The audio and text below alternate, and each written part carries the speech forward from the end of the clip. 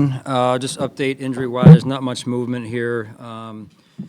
Taryn and TB, as I mentioned before, will not make this game. Tylen has a groin injury and is going to be out multiple weeks, so we'll see where that goes. And then Kyer has a neck. Kyer Elam has a neck, and he'll be limited today. It's a walkthrough practice today. So with that, the time is yours. Sean, just to clarify, Taryn and Terrell are not going to practice at all this week, or at least? They may. Today's a walkthrough, so it's not really a good indicator. But tomorrow they may be out there in some fashion. Not really sure yet. I'll get the update from Nate later this evening. Is Kyer from the game? From the game? Yes, yeah, from the game. Sean, when you guys drafted Christian, the book on him, Benford, was kind of a guy who fit the system. Maybe didn't have super elite measurables. That's why he went round 6. But he seems in the first 3 weeks, and even going back to training camp, to have taken that jump into a guy that is just an elite defender. Is that fair to say? And where do you think that growth has come from? Well, I think, more than anything, he just continues to work hard every day to try and, be the best that he can be. This is undefeated right here, man, this thing. Yeah, so he just does a really good job at staying on task and honing in on what his job is every week and how he wants to improve, and then you're seeing the results of that. John, when you think that with him and Rasul, they have become a pretty good lockdown duo on the boundary for you guys? What was your first part of that question? I mean, with him and Rasul, yeah. It seems like they've become one of the league's, maybe the best lockdown duo on the outside that a lot of teams have in their league. Well, they do a good job, and those two have formed a really good relationship, which has been fun to watch. Rasul not even really being here a full year yet. So I think they learn, off of one another and the experiences that they've had both on and off the field, and so that's been fun to watch.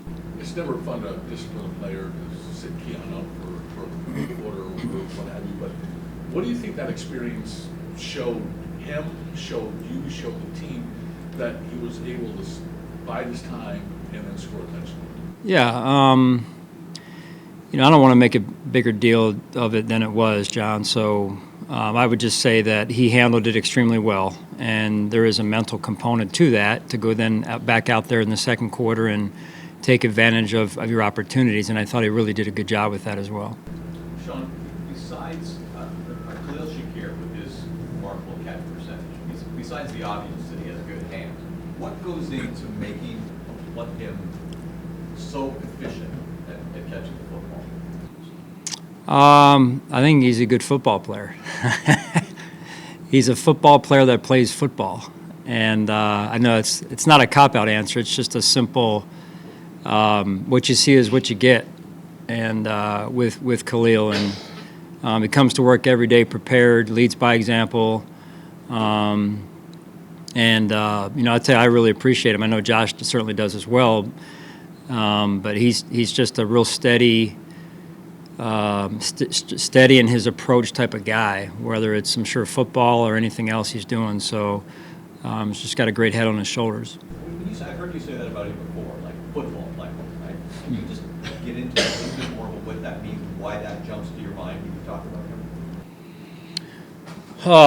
him? I think it's, he keeps it.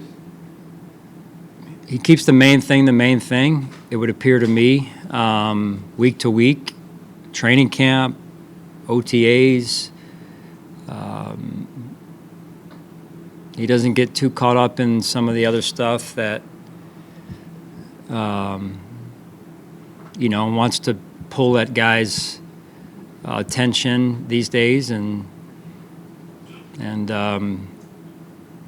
he keeps it simple, right? With life on the field, it appears, and then life off the field as well. So anyway, I have a lot of respect for that, and the results take care of themselves, and he's just steadfast in his core beliefs. Hey, Sean, you guys made the trade to get Codrington right at the end of camp there, but whatever you saw with the Jets obviously made the decision. But have you been really kind of happy with how he's handled things?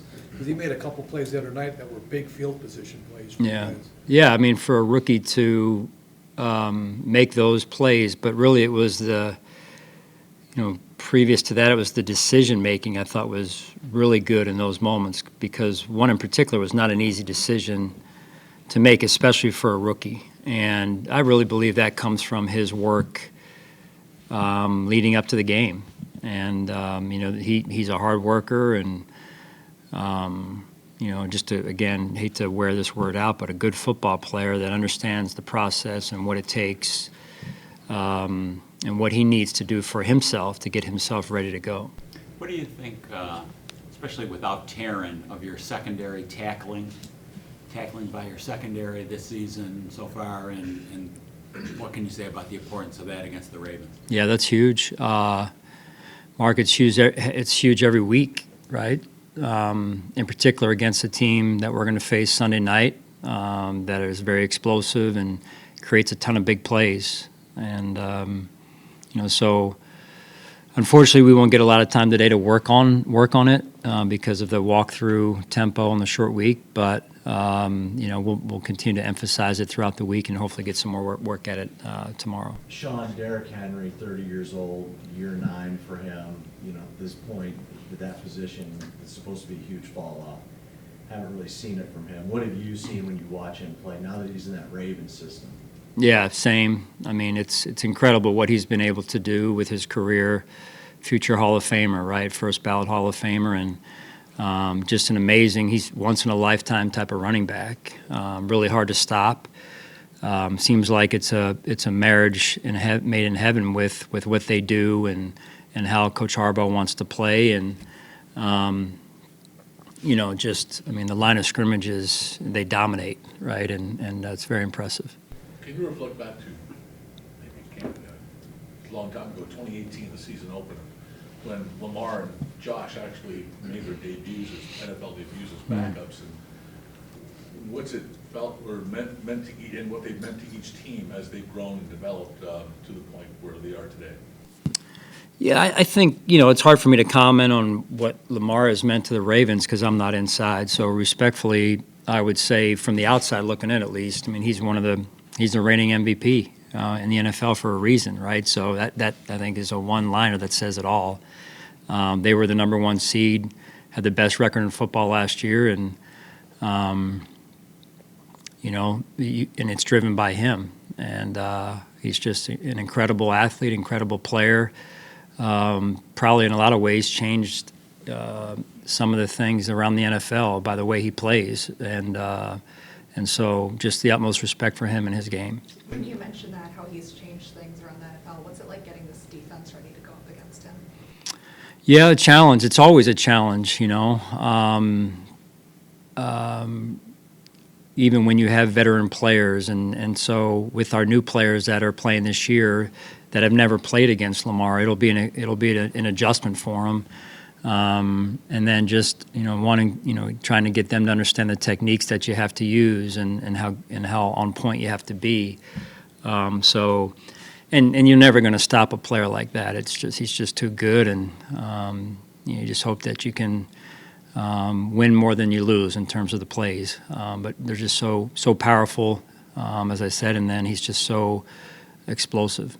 Sean, you've lost Matt in preseason, Taryn week 1, Terrell week 2, and you're still top 8 in defense in both yards and points allowed. What has been the key in your mind, big picture wise, to keep this defense functioning at such a high level despite those losses?